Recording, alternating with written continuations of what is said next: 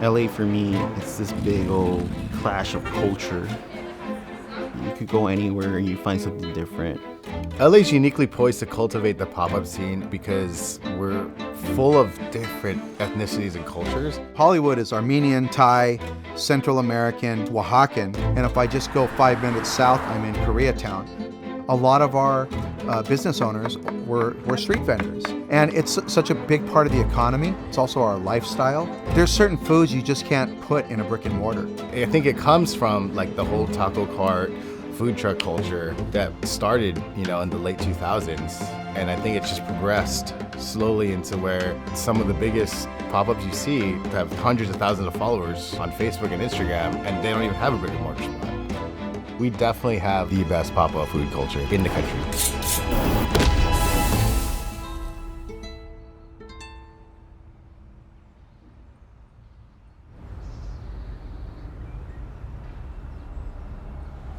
Brisket is one of those cuts that I had never had in my life. I had never been to Texas.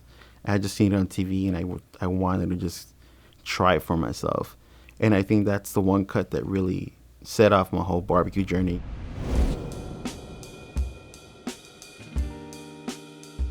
So for me, babysitting the brisket, to me, that's like therapy almost. I always tell people it's my form of like golfing. It's my form of fishing. It's just me and the smoker just doing my thing. I just love the process of just being able to cook it for 14, 16 hours, tending the fire. Briskets will go on 11 o'clock in the morning. They don't start coming out till maybe 1 in the morning.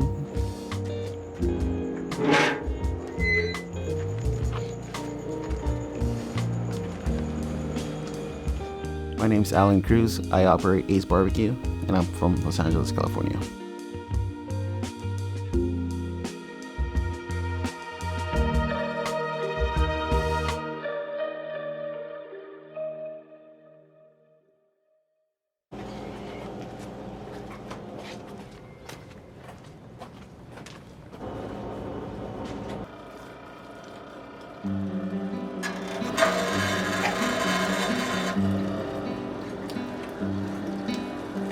There was no real plan. It was like I quit my job and I crossed my fingers, just hope for the best. I started at a really young age working for the school district, LAUSD. And I mean, it was a great job. It paid well. I had benefits. And I had been there for almost 10 years, but I was just thinking to myself, if I don't leave this job before I'm 30, then I'm gonna be stuck here forever. I was a little unprepared, I'm not even gonna lie, to take that plunge, but I took it, and it's probably one of the best things I could have done for myself. We started cooking on 3 backyard smokers, like something you could find at Target. They were never meant for the kind of work we were putting them through. The first 3 years of business, they were incredibly tough. I almost called it quits like several times. And it also really made me second guess myself about my menus or my style of cooking. I would always think like maybe I should just change it. Maybe I should just make it more Americanized, or maybe just call this quits and go find another job. And it was just like that on a weekly basis for 3 years. We would have pop-ups and we'll make like literally 10 sales. One day we had a collab with the local restaurant. And I remember for like a couple of weeks we were blowing it up. I would cook all this food, and the day comes and I remember just being there. We set up and it's like 5 people in line. All right, cool. After that, just dead. I remember being really proud of the food that I made that day, and then nobody really tried it.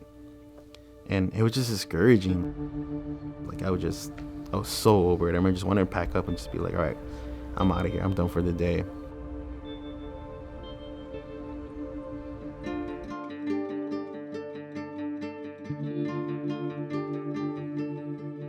Some of the hardships definitely being a pop-up is knowing whether you're gonna sell the food or not. You just spent $300 to $500 on food for this amount of days. Is it gonna sell? Or am I throwing away $500 down the drain? It can be a little exhausting, the farmer's market runs, the masa pickups. Who's gonna watch the kids? Can they watch the kids? You just wanna go into a room and just be like, fuck, man, God, this sucks. So that's just the pop-up life though. Pop-ups are allowing for young chefs who don't have the capital to thrive. Because again, we still don't have enough people backing and believing in these younger chefs from our communities. The original pop-up always has been in Los Angeles, in the backyards, the homes of Latinos. The summer of 2020, where things really kicked off for me. The fact that we had this whole operation going out of my front yard, it just brought people over because they couldn't go to the restaurants. Yeah, my place had a whole different vibe to it. And I think that's just when things just kind of ramped up. Not only is his product amazing, but he's just an amazing individual. It makes it that much more special. I mean, I used to eat here all the time with his mom cooking, his dad cooking, like everyone always cooking here. And he's gotten all those flavors of what they grew up cooking into his own food. You know, he has the pastor burnt ends, the cochinita, which is absolutely amazing.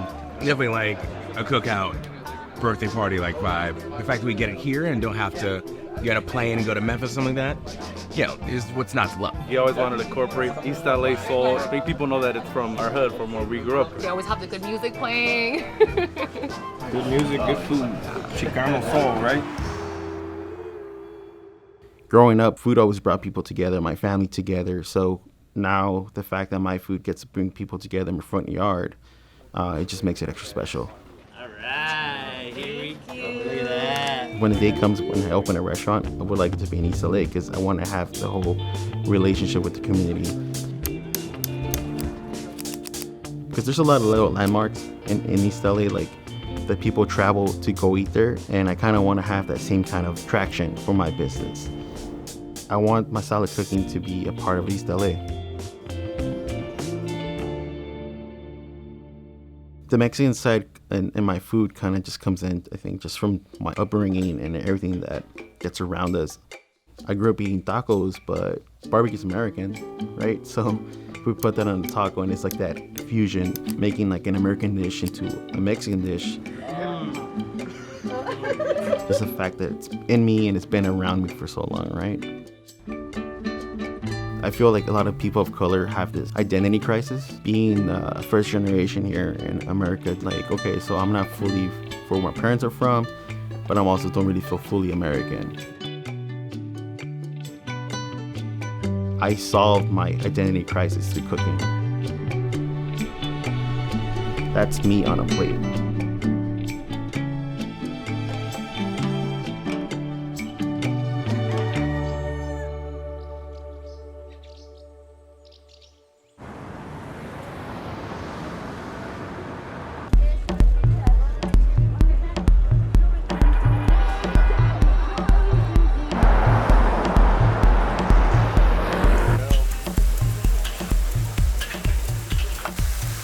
In the last 10 years here in Los Angeles, what I've noticed is we've got more regionality.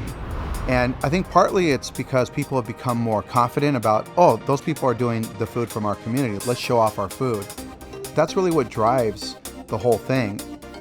Growing up as a first generation Filipino, being Filipino wasn't cool. Like all of a sudden there's kind of like this like turn in the last couple of years where being Filipino is like cool.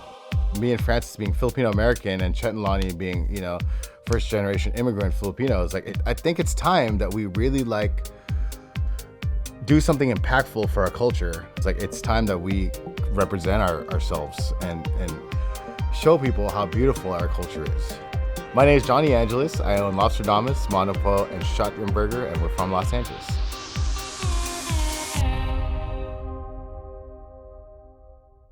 Yeah, it all started just in one small dinner table with a notebook and, you know, broken pencil. All my early memories of food with my family always revolved around lobster. And how would we cook them? Of course, we would grill them like we do, like how we sell them now. So what I sell today is very much like a part of like our childhood family memories. I think we spent about 2 years kind of just dabbling. 2014 to 2016, we were just doing stuff on the side, on the weekends, a few caterings, small events, farmers markets, things like that.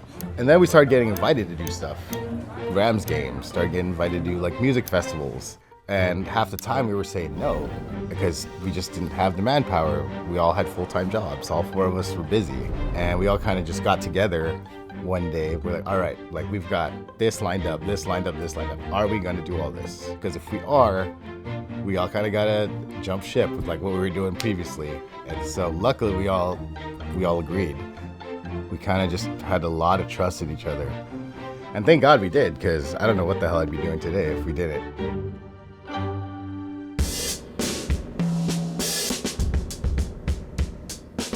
We decided to go the pop-up route because we think the advantage actually is not to have people come to you, to your restaurant.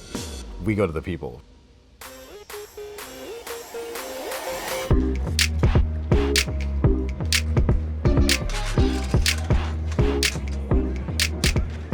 If you ever come to any of our pop-ups, it's like you're coming to our backyard barbecue.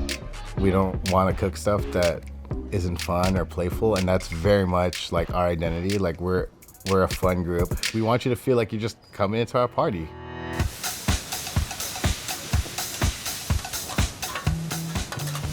Our signature dish is the lobster nest. It's definitely the dish that everybody comes and is like, wow. The origins of it are kind of funny because it's just a grilled lobster cooked over mesquite and drizzled with a bunch of butter, but it's called a nest because it's served on a bed of garlic noodles. And it doesn't make any sense because it's a lobster nest and, you know, lobsters don't fly.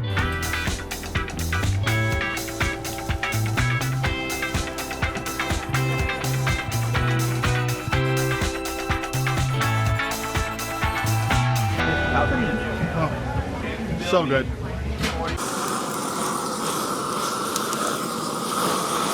hardest part of the garlic noodles isn't even the sauté part. It's making the garlic confit, like the actual garlic that we use for the noodles. So that one takes about 4 hours to make, like one big batch of it. I do all of this for my family. I do it for my mom, I do it for my dad. And I do it for like the rest of my team. Like it's kind of a weird group, right? And it took a lot of time to really gel and work together, but you know, 8 years later, I don't think I would have had it any other way. Like we all work really well together. I love all of them. And now we really are actually a family, kind of bonded for life. Since we started this in 2014, we've had 3 different generations, kids that we've had, and they've all worked for us and they help us out. If I can show these kids anything, it's how to fucking bust your ass. I feel like it's an obligation to me. I've never called in a day sick to work. I've never missed like an event. To me, if you work hard enough in this life, like you're gonna be able to do anything. It's amazing what one small business that just sells lobster can really do for like a whole tribe.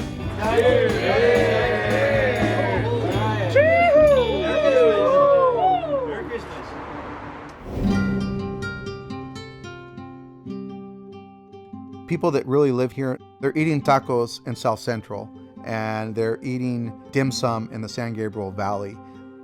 That's really what Los Angeles is about. You know, people that come out to support us keeps us going.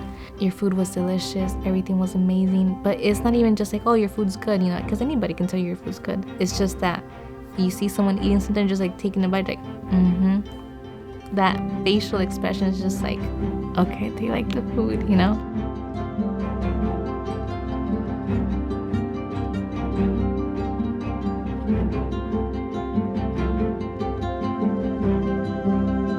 I think as far as inspiration goes in LA, to me it's like the taqueros, the fruteros. These guys are serving fruit in 100-degree weather and they're not even complaining, they're just busting their butts off.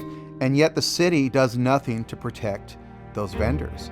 It's like what's happening with Unhoused. Everyone's talking about it, but they're not really doing anything. And street vendors have been going through this for decades, and they're always adjusting, always fighting. LA does have like rules and regulations, but I think them softening up, the city softening up on that and allowing, you know, anybody to come out and sell food really helped to like shape the scene. Like you've got a lot of people who didn't think they could cook, who maybe didn't want to go to culinary school, or maybe just had like some really awesome pozole dish that their grandma would make, and then all their friends would come over and like want to try it, and everyone would be like, well, you should sell it, you should sell it, you should sell it. And now he can literally go in his front yard, put up a tent, and just start selling it for a couple bucks.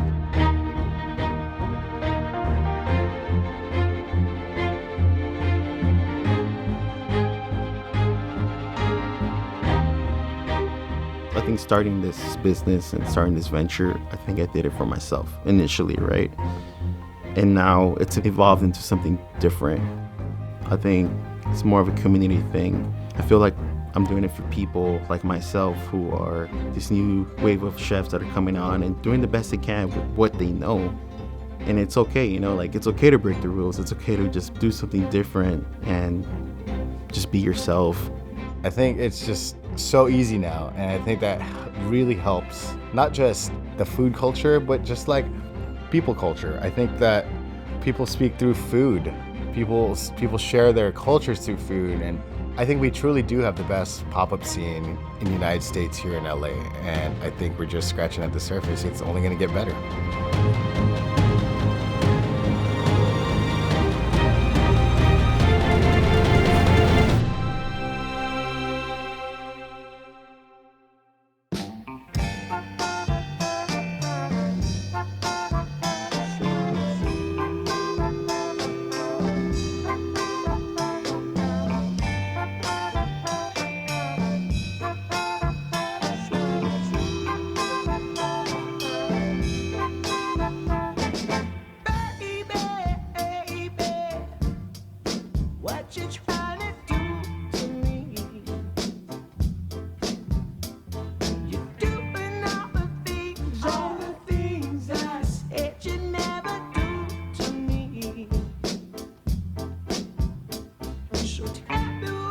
Name.